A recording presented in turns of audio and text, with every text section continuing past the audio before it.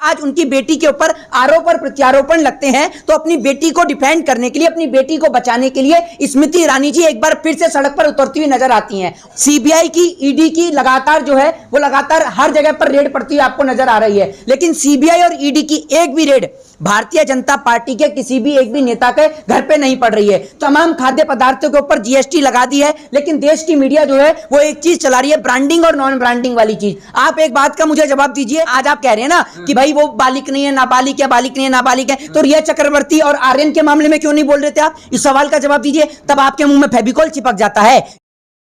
बढ़ती हुई महंगाई पर जी, जैसे कि रोजमर्रा की कुछ जरूरत की चीजें हैं उन पे भी टैक्स लगा दिया जा रहा है, इस बारे में आपका अपना क्या कहना है? देखिए मैं आपको बता दूं, जिस प्रकार से सरकार जो है वो सभी तमाम चीजों पर टैक्स लगा रही है, लेकिन जो सरकार के जो नेताओं के, मंत्रियों के जो बच्चे हैं, कोई दारू के ठेके खोल रहा है, कोई इलीगल दारू बेच रहा है। मेरे को नाम लेने की जरूरत नहीं है, पूरे देश के अंदर आरोप और प्रत्यारोपण लगातार जारी है, ठीक है ना। कुछ नेता और मंत्री जो हैं, जब वो बेरोजगारी, महंगाई के मामले में इस जंतर मंतर पर, जो दिल्ली का जंतर मंतर है, आपको उस पर सिलेंडर उठाते हुए नजर आ जाते होंगे, लेकिन आज वो आपको नजर नहीं आते हैं। लेकिन जब आज उनकी बेटी के ऊपर आरोप और प्रत्यारोपण लगते हैं तो अपनी बेटी को डिफेंड करने के लिए, अपनी बेटी को बचाने के लिए स्मृति ईरानी जी एक बार फिर से सड़क पर उतरती हुई नजर आती हैं। और स्मृति ईरानी सड़क पर आती हैं और आकर अपनी बेटी को डिफेंड करने की बात कहती हैं कि वो तो पढ़ाई करने का काम करती है, वो पढ़ती है, लिखती है। मतलब आपके बच्चे ही पढ़ते और लिखते हैं, बाकी अगर इनकी जगह कोई और बच्चा हो तो वो अपराधी हो जाता है, डायरेक्ट मुजरिम हो जाता है। इस देश के अंदर सीबीआई की, ईडी की लगातार जो है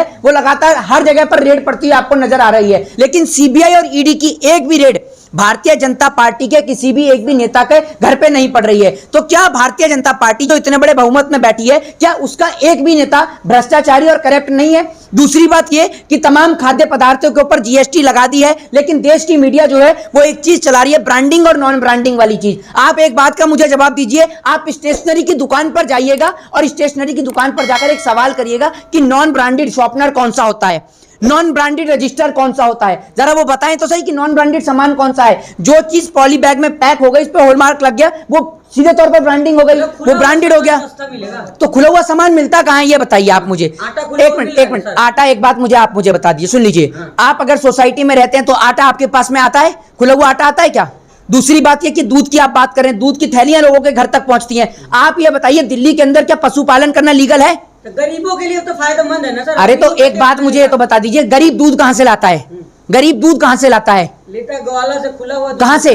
दिल्ली के अंदर तो गाय पालना अलाउ नहीं। आप बता दीजिए कहां पर दिल्ली में पशुपालन हो रहा है? अरे तो भैंस कहां पर पाली जा रही है? दिल्ली में पशुपालन ही अलाउ नहीं। आप कैसी बात कर रहे हैं? बाहर से कहां से आता है? हरियाणा, कहां से? हरियाणा, पंजाब। आप एक बात मुझे बताइए, हरियाणा, पंजाब। दूसरी बात यह कि ज्यादातर सभी के घर में जो है वो दूध की थैलियां ही आती हैं। ये जो आप इस प्रकार की बातें कर रहे हैं ना, ये बेफजूल की बातें हैं, और सरकार के आप तलवे चाटने से अपना पेट भर रहे हैं। सरकार के तलवे चाटने से पेट नहीं भरता है, जनता का पेट भरता है रोटी खाने से, ठीक है ना। सरकार के तलवे चाटने से पेट नहीं भरता है। स्मृति ईरानी के पीछे पड़ गए हैं। स्मृति ईरानी तो सभी के पीछे पड़ी रहती हैं। स्मृति ईरानी तो आए दिन हाथ धोकर राहुल गांधी जी के पीछे लगी रहती हैं, और आज तो प्रधानमंत्री नरेंद्र मोदी जी भी नहीं बोलेंगे और गृह मंत्री अमित शाह भी नहीं बोलेंगे, क्योंकि उनकी सबसे चहेती मंत्री जो है स्मृति ईरानी जी, तो वो उन पे क्यों आरोप लगाएंगे और क्यों उन पे सवाल और जवाब करेंगे? इस देश के अंदर अगर बीजेपी के नेता करें तो उसको डांस कहा जाता है, लेकिन अगर दूसरा करे तो उसको मुजरा कहा जाता है। यही कहे जा रहे हैं ना आप। अगर एंटरप्रेन्योर है, यंग है, तो दिक्कत कहां है? आपको क्या खलबली है? अरे भैया, तो दिक्कत आपको तब काहे खलबली मचती है जब रिया चक्रवर्ती करती है, आर्यन करते हैं। आज आप कह रहे हैं ना कि भाई वो बालिक नहीं है, नाबालिग है, बालिक नहीं है, नाबालिग है, तो रिया चक्रवर्ती और आर्यन के मामले में क्यों नहीं बोल रहे थे आप? इस सवाल का जवाब दीजिए, तब आपके मुंह में फेविकॉल चिपक जाता है, या आपके मुंह में वहां से दलाली नहीं आती है, सिर्फ बीजेपी कार्यालय से ही दलाली आती है? ये बता दीजिए आप मुझे। आपको सवाल करने पे दलाली नहीं। एक बात आप मुझे बताइए, सवाल करने पे नहीं, आप मुझे बताइए नॉन ब्रांडेड चीज कौन सी और ब्रांडेड चीज कौन सी है? आपको नहीं पता? शॉर्पनर नॉन ब्रांडेड मिलता है, वो देखा है आपने कभी? शॉर्पनर जिससे पेंसिल छीलते हैं, ये बताइए पेंसिल कौन सी ब्रांडेड और नॉन ब्रांडेड होती है? कॉपी कौन सी ब्रांडेड और नॉन ब्रांडेड है? कॉपी का पेपर कौन सा ब्रांडेड और कौन सा नॉन ब्रांडेड है? इस सवाल का जवाब मुझे कोई भी पत्रकार दे दे। ये देश की जो मीडिया है, देश की बर्बादी का सबसे बड़ा जिम्मेदार है, ठीक है ना, जो नेशनल चैनल्स हैं।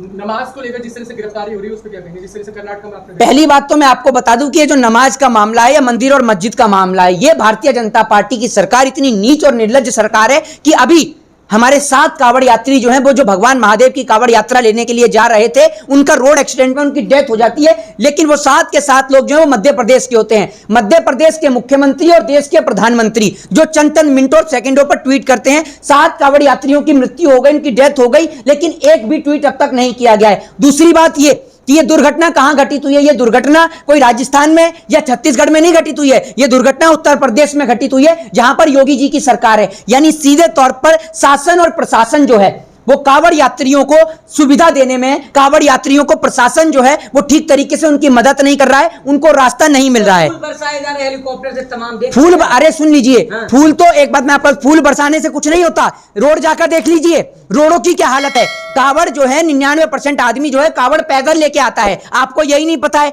फूल कोई उनके पैरों पे नहीं लगाए गए हैं कि रास्ते में फूल बिछाए गए हो, रास्ते में फूल बिछाने की कोई आवश्यकता नहीं है। सुनिए, एक मिनट रुक जाइए। हाँ, मौलाना मस्जिद से फूल बरसा रहे, देख नहीं रहे सर? सुन लीजिए, मौलाना मस्जिद से फूल बरसाएं चाहे योगी जी मस्जिद से फूल बरसाएं, उससे फर्क नहीं है।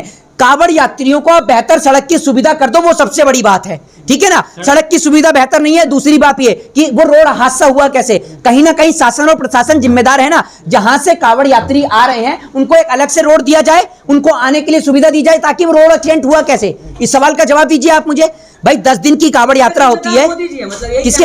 योगी जी हैं, क्योंकि योगी जी की सरकार है उत्तर प्रदेश में। समस्या का समाधान यह है कि जब इस देश के अंदर नेता मंत्रियों का काफिला गुजरता है तो एम्बुलेंस तक को रोक दिया जाता है। तो नेता मंत्रियों के काफिले के लिए जब लोगों को रोका जा सकता है, तो इस देश के अंदर जब कावड़ यात्रा आती है, आप हिंदुओं के नाम पर हाथ फैलाकर वोट मांगते हैं, कहते हैं हिंदुओं की सरकार है। तो आपके राज्य में चाहे कावड़ यात्रा हो, हनुमान जयंती हो, रामनवमी हो, हर जगह कोई ना कोई हादसा क्यों होता है? इस सवाल का जवाब आप मुझे दे दीजिए। आप बोले सड़कें तो इतना सारा बना दी यूपी में, सड़कें अभी प्रधानमंत्री जी उद्घाटन करके तो आए, देखा ना कैसे गड्ढे में धंस गई, आप देख लीजिए। तो आप लोगों से निवेदन है कि देश के अंदर जो है आप माहौल को समझने का प्रयास भारतीय जनता पार्टी करिए। के शासन में नितिन गडकरी ने जितने हाईवे बनाए, शायद अभी तक किसी सरकार ने नहीं बनाए। इस बात को कुछ कहेंगे? इस बात एक सवाल का आप मुझे जवाब दे दीजिए। हाईवे बनाने से कोई फर्क नहीं है। हाईवे क्या है? अब मैं आप एक बात बता दीजिए, हाईवे बनाने को तो मैं 10 के 10,000 बनवा दूं, कोई बड़ी बात है कि हाईवे बनाना? लेकिन वो हाईवे चलते कितने दिन है? प्रधानमंत्री उद्घाटन करके आए और 4 दिन में ढह गए। मतलब आपकी नजर में भारतीय जनता पार्टी एक अच्छी सरकार नहीं है? मेरी नजर में क्या, देश की जनता की नजर में नहीं। जो आदमी आटे के ऊपर, रोटी के ऊपर जीएसटी लगा दे, जो आदमी मूलभूत आवश्यकताओं के ऊपर जीएसटी लगा दे, वो कहां से किसी की नजर में अच्छे हो सकती है? ये बात देश की जनता को समझनी चाहिए। जय हिंद, जय भारत, वंदे मातरम।